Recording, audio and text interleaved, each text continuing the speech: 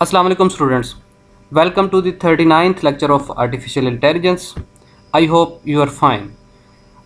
पिछले लेक्चर्स में हमने न्यूरल नेटवर्क की बात स्टार्ट की थी और फीड फॉरवर्ड की हमने बात की थी. We discuss this figure which is the figure of neural networks. इसके अंदर न्यूरॉन्स की अरेंजमेंट किस तरह से है और वेट्स की अरेंजमेंट किस तरह से है.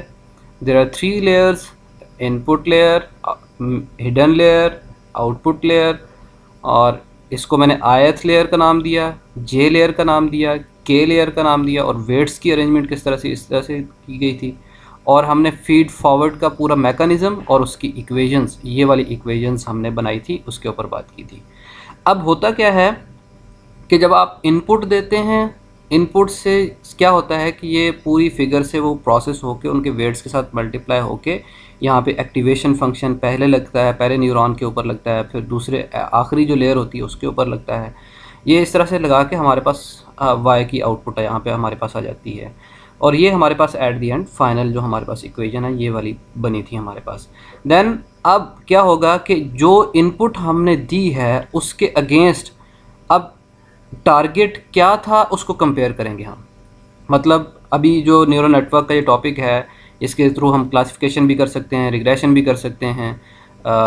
क्या था कि मीन के अब ये सुपरवाइज्ड लर्निंग के अंदर आता है. सुपरवाइज्ड लर्निंग के अंदर हम क्या करते हैं, हमारा जो ट्रेनिंग डेटा होता है वो लेबल्ड होता है. हम अपने न्यूरॉन को ट्रेन करते हैं और ट्रेनिंग के लिए हम क्या करते हैं, जब हम फीड फॉरवर्ड के थ्रू ये वाली इक्वेशन कैलकुलेट कर लेते हैं y of x, w, then हम क्या करते हैं, इसका एरर चेक करते हैं क्योंकि हमारे पास टारगेट अवेलेबल होते हैं. So here is the sum of squared error. We also talked about this concept sum of squared error in our previous lectures. वहाँ पे भी हमने सम ऑफ स्क्वेयर्ड एरर को कैलकुलेट किया था. और उस जब हमने रिग्रेशन की बात की है, इसी तरह से जब हमने यानी कि पॉलिनोमियल कर्व फिटिंग की जब हम बात करते थे वहाँ पे भी हमने सम ऑफ स्क्वेयर्ड एरर को कैलकुलेट किया था. In the same way we also calculated this error in genetic algorithm. वहाँ पे भी हमने जब जो है वो लाइन की बात की थी, लाइन फिटिंग की बात की थी. सो जस्ट अब क्या है, अब एरर आया है तो किस वजह से आया है, क्यों एरर अक्कर हुआ है. एरर यहाँ पे तो हमारे पास इनपुट तो वो सेम रहेगी, हमने वेट्स रैंडमली इनिशलाइज किए हैं जिसकी वजह से अगर एरर आएगा तो वो इस वजह से हमारे पास एरर आएगा. अब अगर वेट्स हमारे एक्यूरेट हैं तो जो प्रिडिक्टेड वैल्यू है हमारी वो एक्यूरेट, जो एक्चुअल वैल्यू उसके सेम इक्वल होंगी अगर हमारे वेट्स सही तरह से लर्न हुए होंगे या वेट्स हमारे सही होंगे. तो अगर वेट्स ठीक नहीं है तो ये एरर क्या होगा, ज़्यादा होगा. अब हम क्या करेंगे, again once again in neural network we calculate this value y of x, w, then we calculate this error function. If the error function is less, मतलब रीज़नेबल है, ज़ीरो है, देन हम कह सकते हैं कि ये हमारा जो है वो w's बड़े अच्छे लर्न हुए हैं और फिर हम टेस्टिंग के लिए उसको दे देंगे जी ये हमारा टेस्टिंग के लिए आप ले लें, हमारा नेटवर्क ले लें. तो यहाँ पे अब क्या होगा कि अब एरर किस वजह से आया, w's की वजह से. So if the error occurs we need to update the values of w. So here is the error function. So इस error function अब ये देखें कि highly non-linear एक function error बन गया. मतलब आप देखें ना कि उसके अंदर हमने w's को मल्टीप्लाई किया, फिर स्क्वेयर किया, इस तरह से काफ़ी सारी चीज़ें, उसके अंदर एक एक्टिवेशन फंक्शन जो कि 10h है वो यूज़ किया. तो काफ़ी सारे इस तरह से हमने फंक्शन यूज़ किए हैं. तो जब एरर जो फंक्शन होती है ये वाली इक्वेशन है ये हाईली नॉन लीनियर बन जाती है.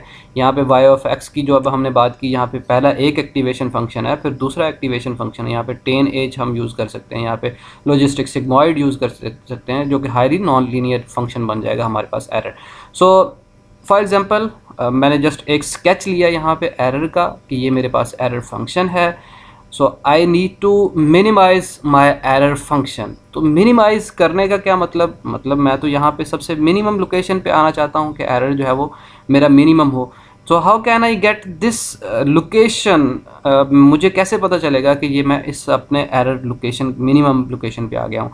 तो इसके लिए हम यूज़ करते हैं डेरिवेटिव का मेथड. यहाँ पे देखें ये ग्लोबल मिनिमा है, लोकल मिनिमा. ये जिस तरह से हिल क्लाइंबिंग प्रॉब्लम थी वहाँ पे भी हमारे पास ये था कि लोकल मिनिमा और ग्लोबल मिनिमा की प्रॉब्लम आती थी. सेम इसी तरह यहाँ पे भी लोकल मिनिमा और ग्लोबल मिनिमा की प्रॉब्लम आती है।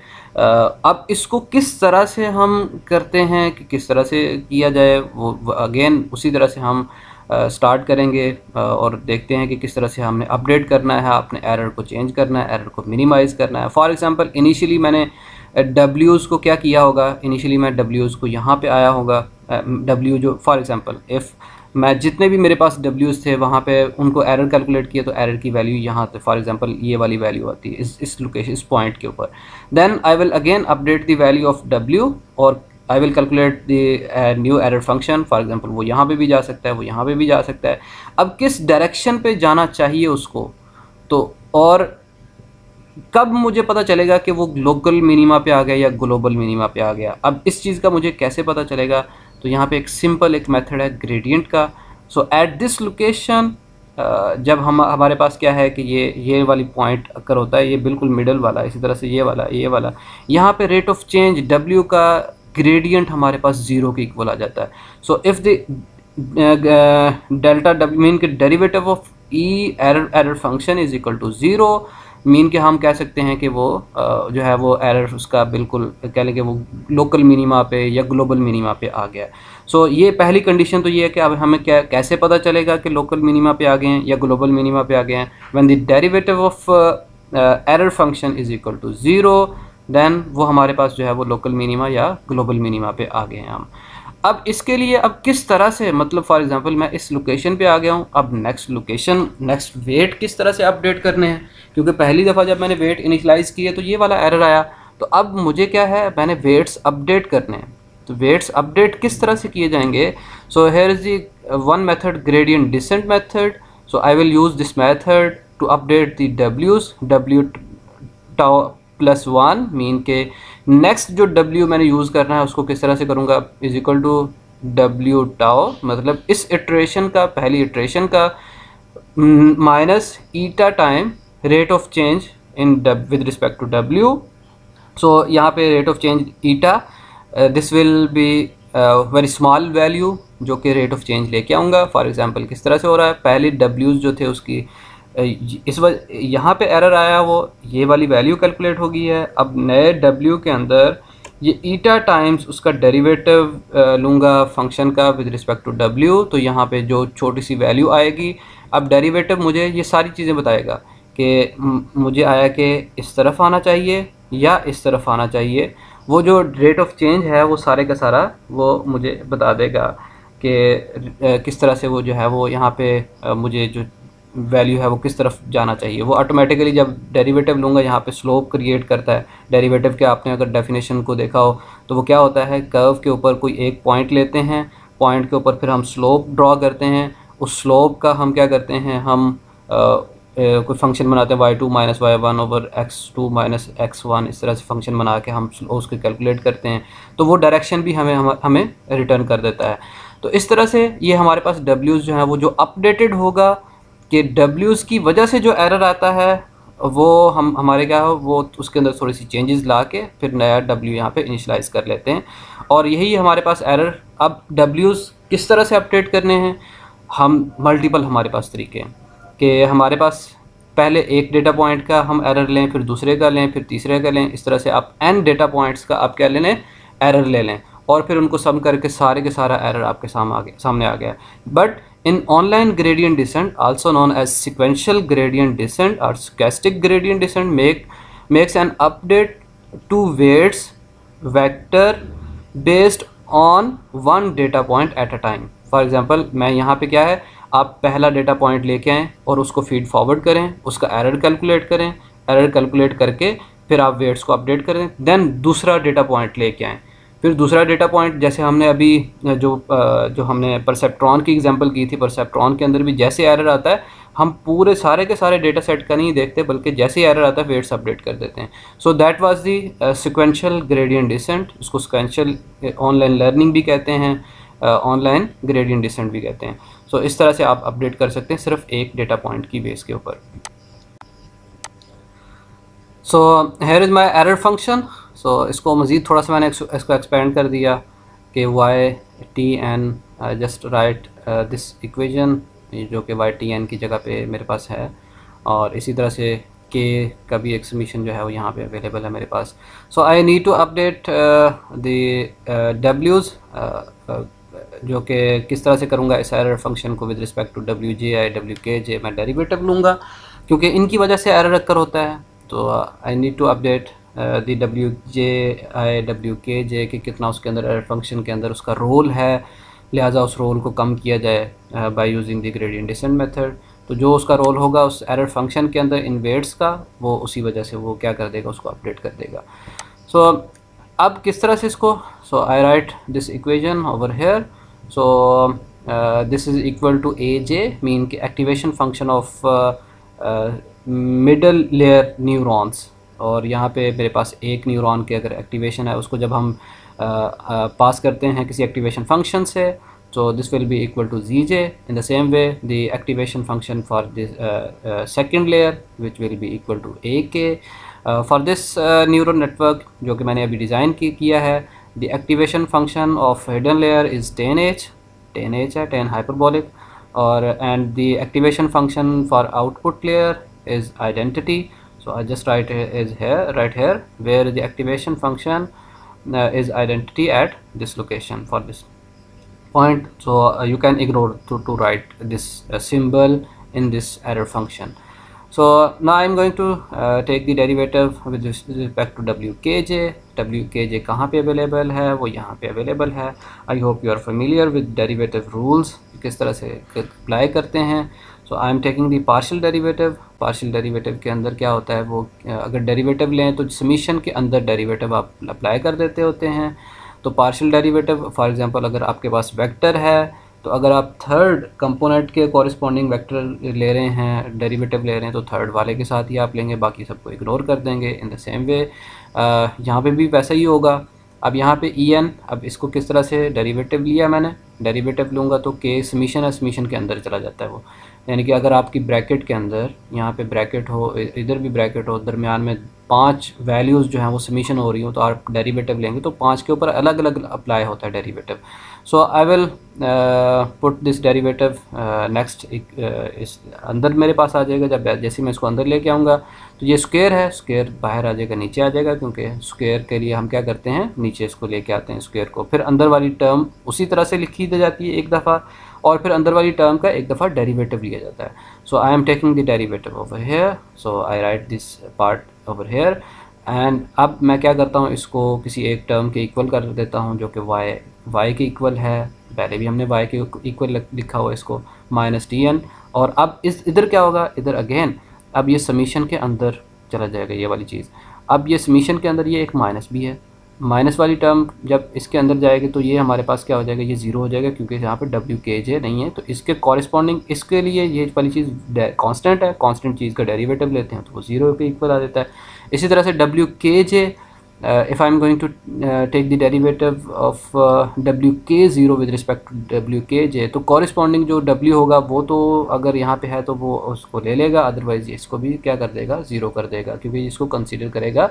अगर तो ये 22 वैल्यू wk0 से हम कर रहे हैं तो फिर तो ये wk0 की तरफ चला जाएगा, अदरवाइज़ ये क्या हो जाएगा, ये इधर वाली टर्म, इस वाली टर्म को भी ज़ीरो कर देगा. और यहाँ पे देखें wkj रह जाएगा और बाकी wkj भी ख़त्म हो जाएगा, सिर्फ ये वाली टर्म अंदर वाली रह जाएगी, which is equal to zj. मतलब यहाँ पे हमारे पास एज ऑफ ये वाली टर्म रह जाएगी अंदर, ये इतनी एज ऑफ ये यहाँ से लेकर यहाँ तक, जो कि हमारे पास इक्वल है zj के equal. So the derivative of error function with respect to wkj is equal to wyk minus tk dot zj is equal to the activation function of first middle layer neuron. Then I will pass this activation function from to activation value to activation function. H of a ये इसके equal आ जाएगा, तो ये हमारे पास zj के equal आ जाता है, जिसको हमने जब हम फीड फॉरवर्ड कर रहे थे तब हमने इसको देखा भी था. So now I am going to take the derivative of this error function with respect to wji, क्योंकि दो डेरिवेटिव हमने लेने हैं, कितने वेट्स होते हैं उस हिसाब से. सो अब wji कहाँ पे है, वो तो इस जगह पे है अंदर. मतलब पहले तो हम ये w इस तरह इतनी समीशन जानी थी, अब हम यहाँ तक जाना है. तो यहाँ तक जाने के लिए अब इजी कोई रास्ता हमारे पास नहीं है, तो हम क्या करते हैं, चेन रूल अप्लाई करते हैं। I hope you are familiar with this rule, जो कि बड़ी अच्छे तरीके से यूज़ होता है आपके डेरिवेटिव जब आप कैलकुलेट करते हैं। So here is the activation function h of a is tan h a. If I am going to take the derivative of this activation function, tan h is equal to 1 minus tan h a का square, यहाँ पे इस तरह से हमारे पास आ जाएगा ये activation function, अगर मैं यहाँ पे इसको अप्लाई इसका डेरिवेटिव लेता हूँ। So now I will calculate these two derivatives, error function of delta En over delta Aj, where Aj is this term, this is the activation value, तो इसको कहेंगे, और Zj मेरे पास ये आ जाएगा।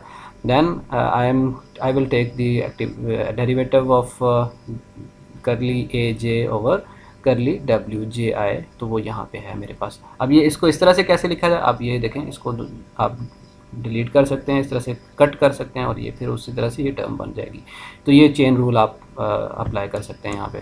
सो just look at this error function again, once again मैं उसी तरह से डब्ल्यू एरर फंक्शन का ए जे के कॉरेस्पॉन्डिंग डेरिवेटिव लूँगा, तो जो पावर थी एरर फंक्शन की तो वो उसी तरह से मेरे पास नीचे आएगी, ये कट हो जाएगा, दरमियान वाली वैल्यू जो है वो उसी तरह से आ जाएगी। तो लिहाजा मैंने उसको वाई के माइनस टी के इस तरह से लिख दिया, और अंदर वाली टर्म का अगेन डेरिवेटिव इस तरह से वो लिखा जाता है। Now the derivative of this term, I will take this derivative with respect to A J, where A J is this term. So जब ये वाली टर्म आती है तो यहाँ पे क्या हो जाएगा, अब चूँकि इसके अंदर मेरे पास टेन भी है, अब टेन एच का डेरिवेटिव किस तरह से आएगा, अब ये उसके साथ डब्ल्यूज़ मल्टीप्लाई हो रहे हैं तो डब्ल्यू वैसे आ जाएगा, लेकिन इसका डेरिवेटिव अंदर वाली टर्म का डेरिवेटिव किस तरह से आ जाएगा, तो उसी तरह से 1 माइनस जी जे, मतलब ये अंदर वाली टर्म का ये जो टर्म है W K J as it is, और ये उसका क्योंकि एज डब्ल्यू जे ए जे हमारे पास ये इसके अंदर है, तो लिहाजा वो यहाँ पे आ जाएगा, और यहाँ पे आके ये उसकी हमारे पास इसका डेरिवेटिव ये कैलकुलेट हो गया, इस तरह से आ जाता है ए जे का। तो बाद में ए जे हमारे पास जी जे है, जी जे के अंदर हमारे पास ए जे है, तो ए जे उसके साथ ख़त्म हो जाएगा। तो ये हमारे पास ये टर्म बनेगी with respect to, if I am going to take the derivative of E N with respect to A J which is equal to this term. So मैं इसको ए जे को जी जे को, क्योंकि जे के ऊपर डिपेंडेंट है, के ऊपर नहीं डिपेंडेंट, तो यहाँ लिहाजा इसको मैं बाहर भी लिख सकता हूँ। सो ये वाली हमारे पास टर्म बचती है जो कि एरर फंक्शन का डेरिवेटिव लें with respect to A J. So this derivative is equal to this value is equal to delta j, इसको इस तरह से भी लिखा जा सकता है। Now I will calculate the value of delta a with respect to delta wji।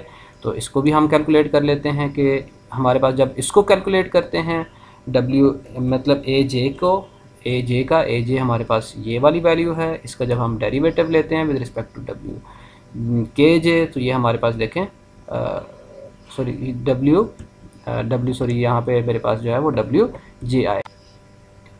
So the second part of that error function the delta A J with respect to W J I. So I will take the A J with, यहाँ पे मैंने ए जे लिख दिया और इसका derivative लिया with respect to J I. So this derivative is equal to X I, mean जब उस समीशन के अंदर चले जाएगी ये वैल्यू, ये डेरिवेटिव और हर एक के ऊपर अप्लाई हो जाएगा, तो जोन से वाला जो है वो डब्ल्यू जे आई जिसके कॉरेस्पॉन्डिंग डेरिवेटिव ले रहे हैं उसका कॉरेस्पॉन्डिंग एक्स आई जो वैल्यू है वो हमारे पास यहाँ पे लिखी हुई आ जाएगी। सो अब क्या करता हूँ यहाँ पे एक इन दोनों वैल्यूज़ को, मीन कि ये वाली वैल्यू एक्स आई और यहाँ पे मेरे पास ये डेल्टा जे, ये दोनों को क्या करता हूँ यहाँ पे जब मैं इस जगह पे लिखूँगा तो ये मेरे पास वैल्यू आ जाएगी delta E N over delta W J I. और जब ये दोनों वैल्यूज़ यहाँ पे लिखी तो just look at this point, the derivative of error function with respect to W J I is equal to delta J into X I, and the derivative of error function with respect to W K J will be equal to this Y K minus T K dot G जे। सो ये इस तरह से हम derivative लेंगे कि किन किन वजह से हमारे पास एरर आया। अब ओवरऑल एल्गोरिदम दोबारा फिर देखें ज़रा किस तरह से काम होगा। हमारे पास इनपुट आती है, हम ए जे कैलकुलेट करेंगे, ए जे को हम जी जे में से पास एक्टिवेशन फंक्शन से पास करेंगे जो कि जी जे बन जाएगा। जी जे को फिर अगेन हम क्या करेंगे, जो नेक्स्ट लेयर के वेट्स हैं वहाँ पे मल्टीप्लाई करेंगे तो वाई के आ जाएगा। Then we will calculate the error value. अब एरर किन वजह से आया है, एरर हमारे पास इन डब्ल्यूज़ की वजह से आया है। So I will calculate the error function with respect to wji and wkj, and wji के corresponding जब डेरिवेटिव लेते हैं तो ये टर्म बनती है, जब ये इसके लेते हैं तो ये टर्म बनती है। तो where delta j is equal to this term, जो कि जी जे मैंने कैलकुलेट किया यहाँ पे, ये देखें जी जे यहाँ पे कैलकुलेट किया हुआ है। डब्ल्यू के जे की वैल्यूज़ मेरे पास होंगी, वाई के की वैल्यू ये मेरे पास है, टी के की वैल्यू क्या होगी, मेरे पास इनिशियली टारगेट अवेलेबल होंगे क्योंकि मेरे पास सुपरवाइज्ड लर्निंग है। देन अब क्या है, मेरे पास ये दोनों वैल्यूज़ आ गई हैं। तो वैल्यूज़ आने के बाद इस जितना उसका एरर था उसका with respect to W K जे मेरे एरर फंक्शन के अंदर जितना एरर था, इस एरर फंक्शन के अंदर ड्यू टू डब्ल्यू जे आई मैं क्या करूँगा, अब अपडेट करूँगा उन डब्ल्यूज़ को। अब अपडेट करूँगा डब्ल्यूज़ को, कितना, उसका लर्निंग रेट यहाँ पे मैंने रखा हुआ है। तो ये डब्ल्यू जे आई के अंदर ये वाला उसकी अपडेशन होगी, तो ये मेरे पास नए W J I W K जे मेरे पास आ जाएंगे, और फिर ये अपडेटेड क्या हो जाएंगे, ये यूज़ होंगे नेक्स्ट साइकिल के अंदर। और इसी तरह से ये मल्टीपल साइकिल मेरे पास न्यूरॉन्स का चलता जाएगा और इवेंचुअली मेरे पास वो वाली जो फिगर अभी मैंने कर्व की बनाई थी कि ये वाली मेरे पास क्या होता है कि ये जहाँ पे एरर फंक्शन मेरे पास क्या आ जाएगा, ज़ीरो आ जाएगा, उसका रेट ऑफ चेंज उसका ज़ीरो आ जाएगा, तो वहाँ पे वेट्स अपडेट नहीं होंगे। लिहाजा ये हमारे पास या तो हम लोकल मिनिमा के ऊपर पहुँच जाएंगे या फिर ग्लोबल मिनिमा पे पहुँच जाएंगे। अब न्यूरल नेटवर्क के अंदर अगर हम लोकल मिनिमा पे पहुँच जाए तो ये हमारे लिए इनफ होता है, जहाँ पे एरर फंक्शन हमारा ज़ीरो होता है। तो ये हमारे पास जो है वो हम बार बार रैंडम इनिशलाइज़ करवा दें वेट्स, क्योंकि हम इनिशियली रैंडमली इनिशलाइज़ करवाते हैं। सो ये हमारे पास इस तरह से ये सिंपल, अगर आप न्यूरल नेटवर्क इम्प्लीमेंट करना चाहते हैं तो जस्ट आपने ख्याल ये करना होगा कि ये 3 इक्वेशंस आपने कैलकुलेट करनी है। तो आपके एक्टिवेशन फंक्शन किस तरह के होते हैं उस हिसाब से आपने ये वाली इक्वेशंस, जस्ट 2 ये वाली इक्वेशंस बनानी होंगी। Delta E N with respect to W J I, delta E N with respect to W K J. जिस तरह से मैंने बात की है कि आखिरी लेयर के ऊपर अगर आप लॉजिस्टिक सिग्मॉइड यूज़ कर रहे हैं, सॉफ्ट मैक्स यूज़ कर रहे हैं, जिस तरह से हमारे पास प्रॉब्लम्स आती हैं कि मल्टी क्लास आपका नेटवर्क बनाना है, तो फिर लिहाजा उसका डेरिवेटिव भी आपको उस हिसाब से कैलकुलेट करके ये एक्सप्रेशन भी चेंज करना पड़ेंगी। और ये इसी तरह से वेट्स अपडेट करते जाएंगे और साइकिल डिफरेंट लगाते जाएंगे। आपकी क्या है वो इवेंचुअली एरर हमारा मिनिमाइज़ हो जाएगा और वो कर्व एरर फंक्शन मिनिमाइज़ होगा, तो हमारे वेट्स जो हैं वो ट्रेन हो जाएंगे। So this is a simple neural network. I hope you can implement this network. So अगर आपको किसी किस्म का if you have any question you can send me an email. इंशाल्लाह I will try my best to answer your questions. Thank you for watching this video. अल्लाह हाफिज़।